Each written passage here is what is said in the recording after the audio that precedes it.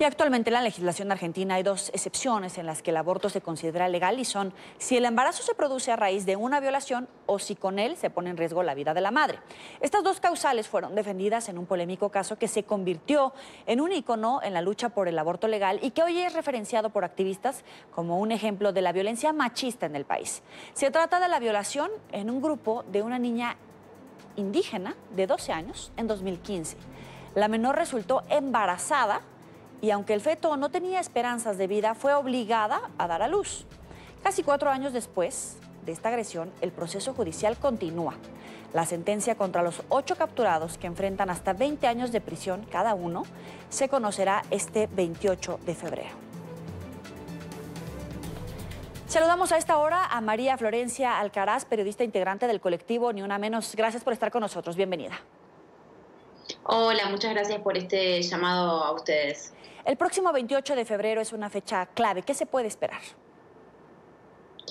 En relación al juicio que va a comenzar, sí, la verdad es que después de varios años tenemos la posibilidad de que se sepa y que se juzgue, y más allá de que la prisión no siempre es una respuesta para todas las demandas de los movimientos sociales y de los derechos humanos, en este caso tenemos la posibilidad de que se sepa la verdad sobre lo que pasó con esta niña Wichi, que el movimiento de mujeres, el movimiento feminista, ha dado por llamar Juana. Así que sí, es una de las historias más paradigmáticas de los últimos años en Argentina y esperemos que se haga justicia por Juana, la justicia que no tuvo y los derechos a los cuales no tuvo acceso en el momento que fue víctima de una violación y no tuvo acceso a la interrupción legal del embarazo que le correspondía en la Argentina y que en Argentina existe desde el año 1921. Claro, existe esa legislación, evidentemente Argentina goza de una cultura, un movimiento que incluso tú participas, donde hacen conciencia de este tipo de temas. Pero, ¿cuál es el entorno político que permite que este tipo de casos se sigan registrando ante un juzgado que tiene que procesar a este grupo de hombres y que ha pasado todo lo que ha sucedido en este caso sin que esta chica haya recibido justicia? Bueno, las causas por abuso sexual en la Argentina y creo que también en el mundo, hay que pensarlas y en la región sobre todo, tienen muchísimas dificultades para las víctimas porque ellas pasan por todo un proceso de revictimización y en el que saben que, porque hay un sistema imperante que es el patriarcado, saben que va a ser difícil que sean escuchadas y que les crean sobre lo que les pasó, sobre lo que tuvieron que transitar. Entonces muchas víctimas de abuso sexual eligen no transitar el camino tradicional de la justicia, ir a los tribunales a pedir una respuesta reparatoria y que pueda sanar aquello que les ocurrió. Otras sí optan por este camino y este es uno de esos casos. En Argentina lo que tenemos en este momento es una conciencia amplísima de que el aborto es un derecho que no está bajo discusión. Recién ustedes ahí mostraban las imágenes del pañuelazo, una acción que se hizo ayer, 19 de febrero, es un día de acción verde por el derecho al aborto legal. Entonces lo que tenemos en Argentina es una conciencia amplísima de que se trata de un derecho, pero cuando las mujeres y todas las personas gestantes van al Estado a reclamar por este derecho que les corresponde, se encuentran muchas veces con un paredón y eso es un problema, que se amplió la conciencia, se amplió el debate público, la conversación pública sobre este tema. Hoy tenemos una despenalización social en relación al aborto, se puede hablar de este tema, salió del closet de una vez por todas, dejó de ser un tabú, pero tenemos un Estado que no garantiza los derechos de las niñas, de las adolescentes, de las mujeres y de todas las personas gestantes. Es curioso lo que pasa en Argentina porque hemos vivido un proceso de ampliación de derechos amplísimo que tuvimos durante mucho tiempo, durante 12 años, en los que se legisló para las disidencias, en los que se legisló también para las mujeres, para las lesbianas, para las travestis y las trans. Tenemos una ley de identidad de género en la Argentina, tenemos matrimonio igualitario, sin embargo, no tenemos una ley que garantice el derecho a decidir de todas las mujeres y las personas gestantes.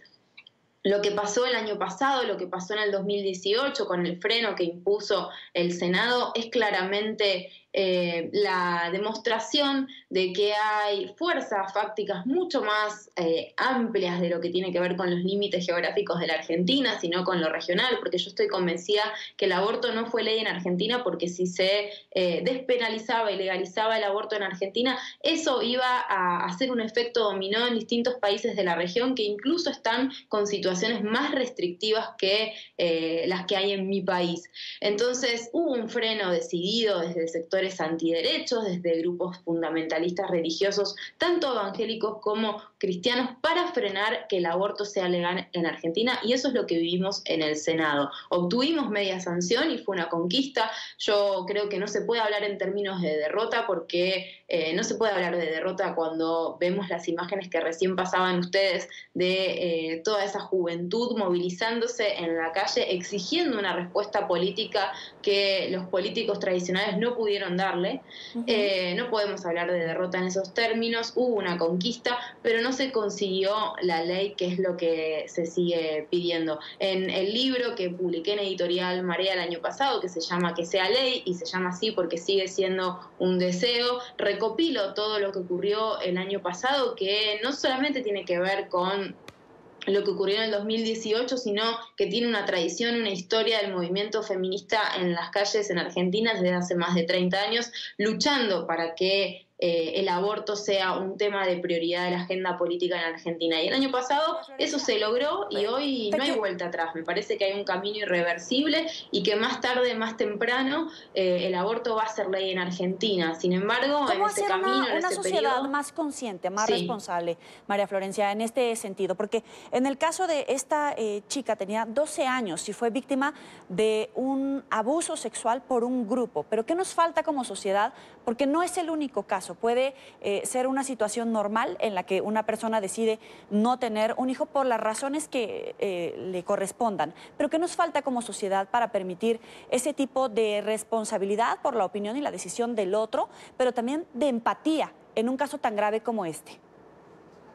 Sí, como sociedad y como estructuras políticas necesitamos una renovación en la política. El promedio de edad en el Senado era muy alto y los poderes que representa el Senado a nivel provincial, digamos, demuestran de que no eran las mismas personas que estaban reclamando, o sea, no estaban representando a las personas que estaban en la calle pidiendo por ese derecho. Creo que primero es necesaria una renovación en la política, porque la política tradicional se está quedando muy atrás de lo que sucede en las calles, de lo que sucede en la movilización y la ocupación callejera. Y después, en relación a este caso, lamentablemente es una historia que se dio a conocer, pero en Argentina tenemos un promedio de casi 3.000 niñas madres por año. Es un número altísimo y en ese sentido hay un montón de respuestas políticas que pueden darse, empezando por que se cumpla la Ley de Educación Sexual Integral, que es una ley que tenemos en Argentina desde el año 2006 y que sin embargo no se cumple en todas las provincias de igual manera, empezando por la provisión correcta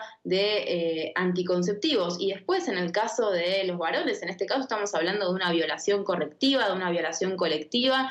Hay algo que los varones en general tienen que pensar, porque estamos teniendo en todas las sociedades mujeres, lesbianas, travestis y trans fortalecidas en sus identidades, que han liberado distintos tipos de potencias en distintos ámbitos, en distintas profesiones. Sin embargo, la masculinidad sigue estando muy atrás y sigue respondiendo a patrones que son ya atávicos y que hay un desfasaje total con la situación de las mujeres y de todas las feminidades. Entonces, en ese sentido, me parece que hay algo que repensar por parte de los varones, y es que tienen que romper ese pacto de masculinidad, ese pacto que hacen entre machos, para de una vez por todas que dejen de pasar estas historias que son tremendas.